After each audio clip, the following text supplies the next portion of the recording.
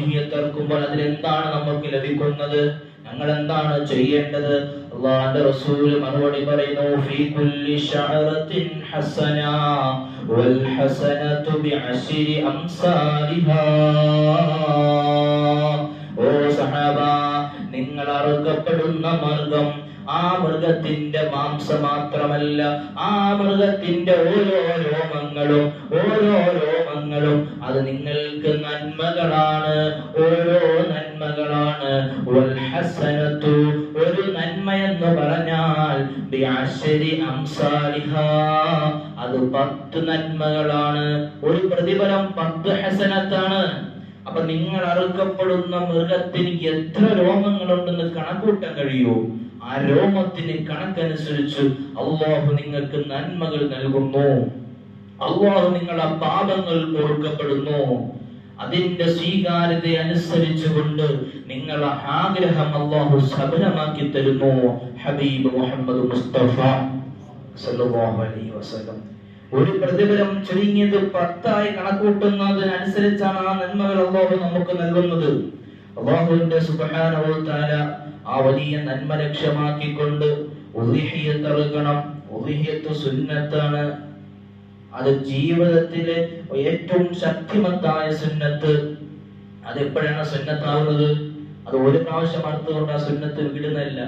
അത് റൊട്ടേഷൻ, ഓരോ വർഷവും നമ്മുടെ മേൽ സുന്നത്തായി വരുന്നു. അതായത് പെരുന്നാൾ ദിവസം ഭാര്യയ്ക്കും മക്കൾക്കും, അതല്ലെങ്കിൽ അവന്റെ കീഴിൽ ആരെല്ലാം കഴിയുന്നുണ്ടോ അവർക്കെല്ലാവർക്കുമുള്ള പെരുന്നാൾ ദിവസത്തെ ചെലവ്, വസ്ത്രം, ഭക്ഷണം തുടങ്ങിയ എല്ലാ കാര്യങ്ങളും കഴിഞ്ഞതിന് ശേഷം അവന്റെ മക്കൾ ബാലൻസ് ഉണ്ടെങ്കിൽ, ഒരു മൃഗത്തിനെ മേടിക്കാൻ ബാലൻസ് ഉണ്ടാകുന്ന സാഹചര്യത്തിൽ അവന്റെ മേൽ അത് സുന്നത്താകുന്നു. ഓരോ വർഷവും സുന്നത്താകും. അപ്പൊ ഉദാഹരണത്തിന് ഒരു 500 രൂപയാണ് പെരുന്നാൾ ദിവസം എനിക്ക് വേണ്ടത് 500 രൂപ. എന്റെ കയ്യിൽ 500 ഉണ്ട്, പെരുന്നാൾ ദിവസത്തെ പൈസയുണ്ട്. അതിനും പുറത്ത് ഒരു 10,000 രൂപ ഉണ്ട് കയ്യിൽ. അപ്പൊ 500 രൂപ ചെലവ് വാങ്ങി കഴിഞ്ഞാൽ ബാക്കി 9,500 എന്റെ കയ്യിലുണ്ട്. എന്നാൽ എന്റെ മേലത് സുന്നത്തായി മാറി. എന്നിട്ട് നീ അത് ചെയ്തില്ലെങ്കിൽ, ഉദ്ഹിയ്യത്ത് നീ അറുത്തില്ലെങ്കിൽ, നിന്റെ മേലത് കറാഹത്തായി മാറും. അത് കറാഹത്താണ്. പൈസ ഉണ്ടായിട്ട് ഉദ്ഹിയ്യത്ത് അറുത്തില്ലെങ്കിൽ കറാഹത്താണ്. അത് ഓരോ വർഷവും നമ്മുടെ മേൽ സുന്നത്താണ്. അല്ലാഹുവിന്റെ ഹബീബ് മുഹമ്മദ് മുസ്തഫ മദീനയിൽ ഉണ്ടായിരുന്ന 10 വർഷവും അല്ലാഹുവിന്റെ ഹബീബ് ഉദ്ഹിയ്യത്ത് അറുത്തു. 10 വർഷവും നമ്മൾ കാണിച്ചു തന്നു മാതൃക. 10 വർഷവും മദീനയിൽ നബി തങ്ങൾ ഉദ്ഹിയ്യത്ത് അറുത്തിട്ടുണ്ട്. അപ്പൊ ആ ഒരു സുന്നത്ത് നമ്മൾ ഏറ്റെടുക്കണം പ്രിയപ്പെട്ട മുഅ്മിനീങ്ങളെ. ആ ഉദ്ഹിയ്യത്തിന് അനുയോജ്യമായ മൃഗങ്ങൾ ആട്, പിന്നെ ഉള്ളത് മാട്. അത് കാള, പോത്ത്, എരുമ, അതടക്കമുള്ള മാട്, പിന്നെ ഒട്ടകം. ഈ 3 കാറ്റഗറിയാണ് ഉദ്ഹിയ്യത്തിന് അനുയോജ്യമായ മൃഗങ്ങൾ. അതിനും ആടിന് 2 രീതിയിൽ ആടുണ്ട്. സാധാരണ നോർമൽ ആടിന് 1 വർഷം 1 വയസ്സ് പൂർത്തിയായാൽ മതി. ചെമ്മരി ആണെങ്കിൽ 2 വർഷം പൂർത്തിയാവണം, 2 വയസ്സ് പൂർത്തിയാവണം എന്ന നിബന്ധന അവിടെ ഉണ്ട്. അതുപോലെ മാടുകൾക്കാണെങ്കിൽ പശു, കാള, പോത്ത് തുടങ്ങിയതിന് 2 വയസ്സ് പൂർത്തിയാകണം.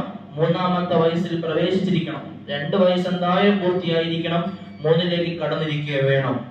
ഒട്ടകത്തിനാണെങ്കിൽ 5 വയസ്സ് പൂർത്തിയായ ഒട്ടകമേ ഉദ്ഹിയ്യത്തിന് പറ്റും. ഈ 3 കാറ്റഗറിയാണ് ഉദ്ഹിയ്യത്തിന്റെ മൃഗങ്ങൾ. ഈ ഉദ്ഹിയ്യത്തിന്റെ മൃഗങ്ങളിൽ ആടിൽ ഒരാൾക്ക് മാത്രമേ ഷെയർ ഉള്ളൂ. ഒരാൾക്ക് മാത്രമേ ആടിൽ അറക്കാൻ പറ്റൂ. ആടിൽ ഒരാൾക്ക് മാത്രം. അതിൽ എന്ത് ചെയ്യാൻ പറ്റില്ല, ഷെയറിംഗ് ആടിലില്ല. അപ്പൊ ആടിൽ ഒരാൾക്ക് ഒരു ചുരുങ്ങിയ രീതിയിൽ 1 വയസ്സ് പ്രായമുള്ള ഒരു ആടിനെ മേടിക്കാൻ ചുരുങ്ങിയത് 5,000, 5,500, 6,000 രൂപയ്ക്കകത്ത്, അല്ലെങ്കിൽ 5,000 അത്രയ്ക്ക് ചുരുങ്ങിയ ആട് കിട്ടും, സ്വാഭാവികമായി കിട്ടും. അപ്പൊ ആ ഒരു എമൗണ്ട് ആണ് നമ്മളുടെ പക്കൽ ബാലൻസ് ആകുന്നത്. ആ സമയത്ത് നമ്മളുടെ മേൽ അത് സുന്നത്താകും. ഇൻഷാ അല്ലാഹ് നിങ്ങൾ എല്ലാവരും നിങ്ങൾ കാൽക്കുലേറ്റ് ചെയ്തിട്ട് നിങ്ങളെ കരങ്ങളിൽ, നിങ്ങളുടെ സമ്പത്തിൽ നിങ്ങളെ ബാലൻസ് നോക്കിയിട്ട് എല്ലാവരും ഉദ്ഹിയ്യത്ത് അറുക്കണം.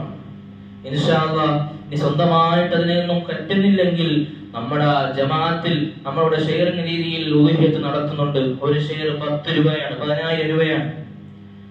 അതിൽ നിങ്ങൾ പങ്കുചേർന്നുകൊണ്ട് നിങ്ങളൊരു വിഹിതം, നിങ്ങൾക്ക് 10,000 രൂപയുടെ ബാലൻസ് ഉണ്ടെങ്കിൽ വലിയ സുന്നത്താണ്. അതുകൊണ്ട് 10,000 രൂപ വലിയ എന്തോന്ന് കരുതണ്ട.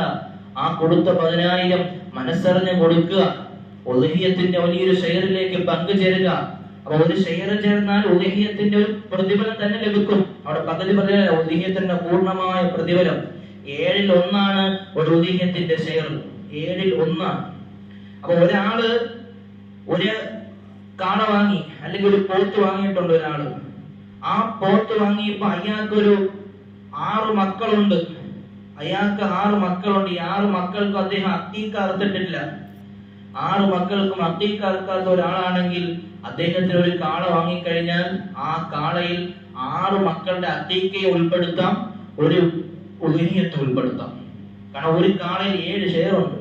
അപ്പൊ സ്വന്തമായിട്ട് ഒരു കാള വാങ്ങിക്കഴിഞ്ഞാൽ മക്കൾക്ക് അറക്കേണ്ട അക്കീക്കയും അതിൽ ഉൾപ്പെടുത്താം. ഒരു വിഹിതം ഷെയറും ഉദ്ഹിയത്തുമാക്കാം. അപ്പൊ ഉദ്ഹിയത്ത് കിട്ടി, മക്കളുടെ 6 അക്കീക്കയും അതിൽ ഉൾപ്പെടുത്തും. മസല എങ്ങനെയുണ്ട്? അപ്പൊ 7 വിഹിതം അതിൽ വരുന്നുണ്ട്. ആ വിഷയം നമ്മൾ വളരെ പ്രത്യേകിച്ച് ശ്രദ്ധിക്കണം ഇൻഷാ അല്ലാഹ്. അതുകൊണ്ട് ഒരുപാട് പേര്, നിരവധി പേര് ഇപ്പോ നമ്മുടെ ജമാഅത്തിന്റെ ഷെയറിൽ ഏർപ്പെടുത്തിയിട്ടുണ്ട്. ഇനിയും ഒരുപാട് പേരും കൂടി ആഗ്രഹിക്കുന്നുണ്ടെന്ന് മോഹങ്ങൾ കണ്ടാ പറയുന്നുണ്ട് ഇൻഷാ അല്ലാഹ്. അതുകൊണ്ട് വൈകിക്കാതെ തന്നെ നിങ്ങളുടെ ആ ഒരു വിഹിതം കൊടുത്ത് അതിൽ നിങ്ങൾ പങ്കുചേർന്ന് ഇൻഷാ അല്ലാഹ് കൂട്ടമായി ചെയ്യുകയാണല്ലോ. അതിന്റെ മാംസം അത് ആരൊക്കെ ഭക്ഷിക്കുന്നുണ്ടോ വലിയ നന്മയാണ്. അതിന്റെ രോമത്തിന്റെ കൂമ്പാരം എത്രയാണോ നന്മയാണ്. അതുകൊണ്ട് നല്ല നിയ്യത്ത് മനസ്സിലായി കരുതിക്കൊണ്ട് നിങ്ങളെ ബിസിനസ്, നിങ്ങളെ വിഷമം, ദാരിദ്ര്യം എല്ലാത്തിലുപരി പരിശുദ്ധ കഅബ കണ്ണ് നിറഞ്ഞുകൊണ്ട് നേരിട്ടൊന്ന് കാണണം. അതിന്റെ കില്ലയൊന്ന് കെട്ടിപ്പിടിക്കണം. സ്വർഗത്തിലെ കല്ലൊന്ന് ചുംബിക്കണം. ഹിജ്ർ ഇസ്മായിൽ ഒന്ന് നിസ്കരിക്കണം.